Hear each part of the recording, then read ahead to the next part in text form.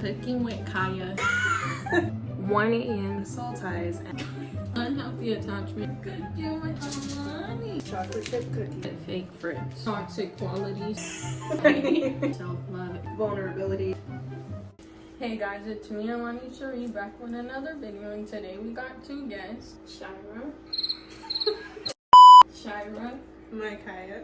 And today, as you guys seen from the title, we're going to be doing a girl talk. And we're going to be going over all the topics that you guys asked us in our Instagram question link. Make sure you guys like, subscribe, and hit that notification bell so you're notified every single time I post a new video. And follow their Instagrams. We're also going to be baking cookies today. Yes, we will. Okay, so first we're going to get the cookies out. Stop. So we're going to be making the Toll House chocolate chip cookies today. We're gonna cut the cookies and we're gonna start the questions now. The first thing we are gonna be talking about is the cooking with Kaya thing. Cooking with Kaya. No. Cooking with Shira. Cooking with Alani. So what I think about the whole cooking with Kaya controversy is that it just proves that the whole girl agenda / movement or whatever is fake and it's toxic, and it only works when they feel like somebody's not their competition. As soon as somebody becomes their competition, then insecurities really start to show. I think the same thing. I feel like people are projecting their own insecurities on someone who's naturally pretty and knows how to cook. I don't get like why people are hating on her, because if that's the case, you guys need to check y'all's boyfriends and whoever are with, because if they're disrespecting you and doing all that in front of you, you need to check them. Women are definitely feeling threatened by her, and a lot of women are making the excuse that it's because she made a video pretty much saying, oh, better cook for your man before I do or whatever. But I feel like even without her saying that, because guys liked her and because she's pretty and everything, people would have felt like that no matter what. I feel like the girls that are calling her ugly really need to work on themselves and learn self-love, because if you're comparing yourself, then you really don't love yourself. There should really never be a reason why girls are all coming down at her and calling her ugly, especially when she's not ugly. Stop projecting your own insecurities onto everybody else and learn to love yourself, because there's always going to be somebody out there to love you, no matter what size, shape, color, doesn't matter. So hi guys, from a different setting. The question that was asked was how to practice self-love. Being alone and just learning how to be in your own solitude and caring for yourself before you put others before yourself, and going out to eat alone, reading books. It could be anything that you just love to do. Another big part of practicing self-love is learning to forgive yourself for all of your mistakes, all of your shortcomings, and yeah, that's how I practice self-love. So to me, practicing self-love is basically, I feel like, putting yourself first in order to grow as a person and focusing on your goals. And definitely learning how to set healthy boundaries, whether that be with your relationships or your friendships or your job or anything. We got some bula bulas and they're not gonna laugh at that. Stop. It's not. Damn, are we ready to go? To pretty much wrap up this question, just understand that self-love is a journey, not a destination. Guys, we are up late because somebody wanted to hop in the shower at 10. Yeah. So, okay. And get here by 12. Right. I had to drive, guys. I had to drive from 1 to 1 to 1. It is 1 a.m. and we are doing this video. So you gotta take out the cookies a little bit early because they're gonna continue to cook on the baking sheet. She's the oldest, so she should know how to cook, but it's not good.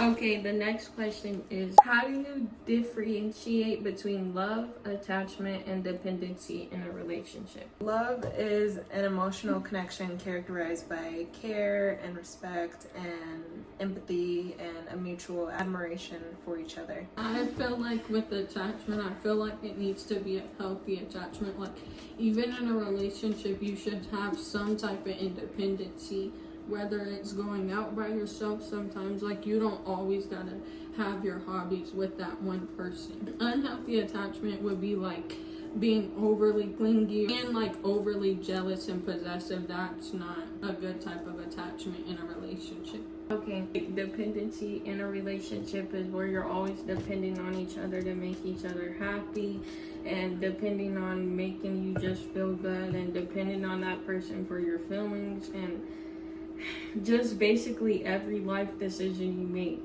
I feel like it's good to have a different lifestyle independency so you guys could grow separately and grow into your own person and not just with them. Yes, because when you are constantly relying on another person, your mood and emotions and everything can be easily affected by that person. And when it becomes like that, then there's no real love there. I gotta get Let's give this a taste try. A taste try.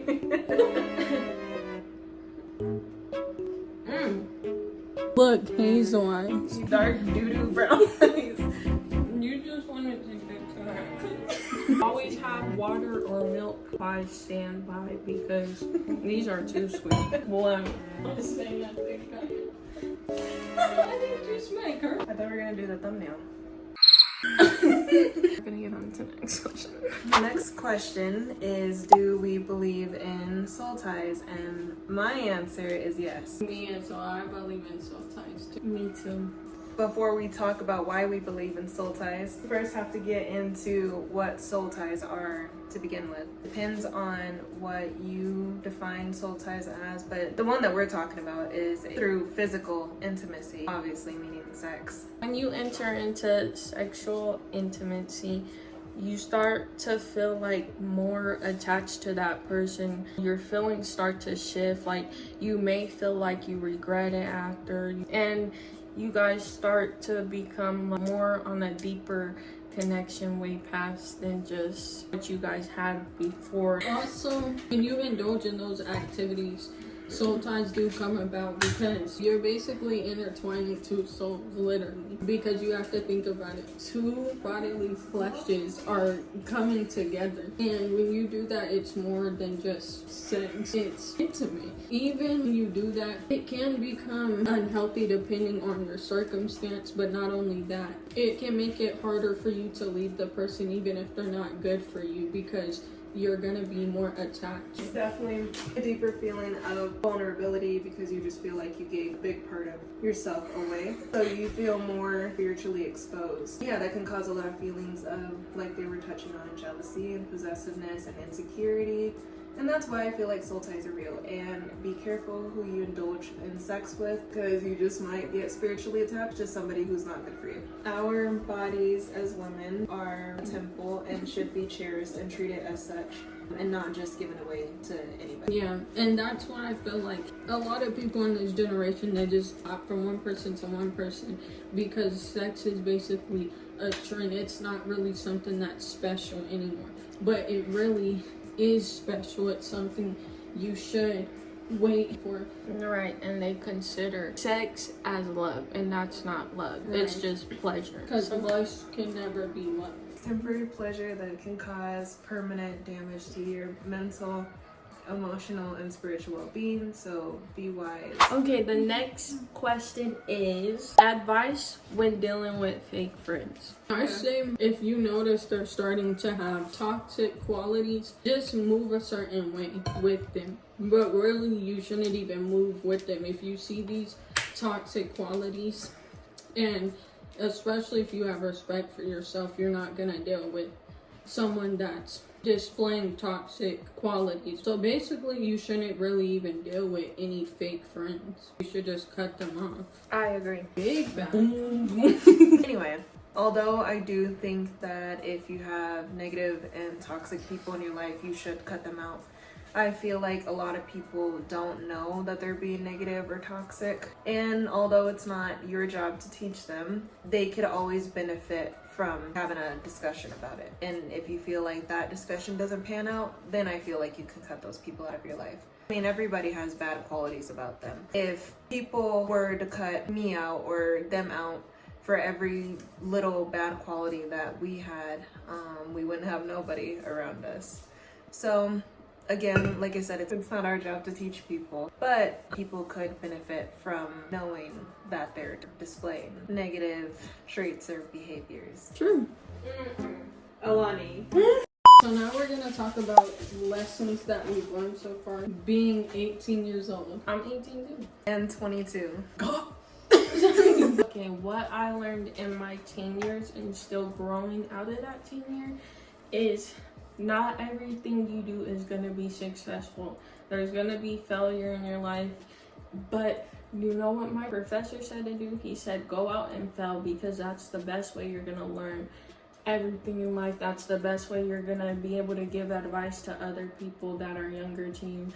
And that's the best way to learn yourself and learn what motivates you in those hard times, in those storms that you feel like you didn't make it with not succeeding in certain things. What I learned so far is that everything is temporary. Why you say that? When I say everything is temporary, I mean I don't get really attached to ideas of things, whether it's like friendships, relationships, feelings, anything in that aspect, because I was like more attached to anything that would come into my life. I get attached to the idea of it, and then when it wouldn't work out, I didn't know how to deal with it. So now I just, in my brain, detach myself from anything that doesn't serve me as a person. And the biggest lesson that I've learned so far, and that I'm still learning right now, is to just go for it and stop being afraid of failing, kind of what she touched on too. I think a lot of the times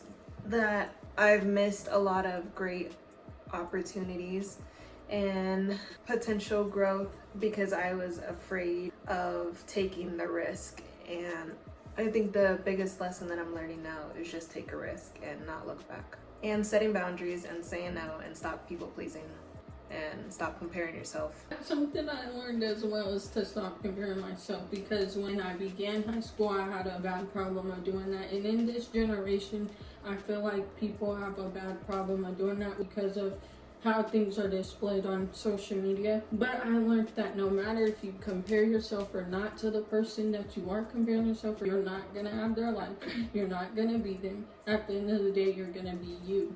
No one can be you, and you can't be them. Right, and that leads to the idea of the lifestyle thing, because there's been a big thing going around about becoming financially stable at a young age, and people are always just trying to meet that standard with social media. I just feel like take it at your own pace, because everybody has different levels, different timings, and different pathways. Because those people are definitely the minority of the world. I know that people continuously scroll and see a lot of people with nice cars and fancy houses and stuff like that.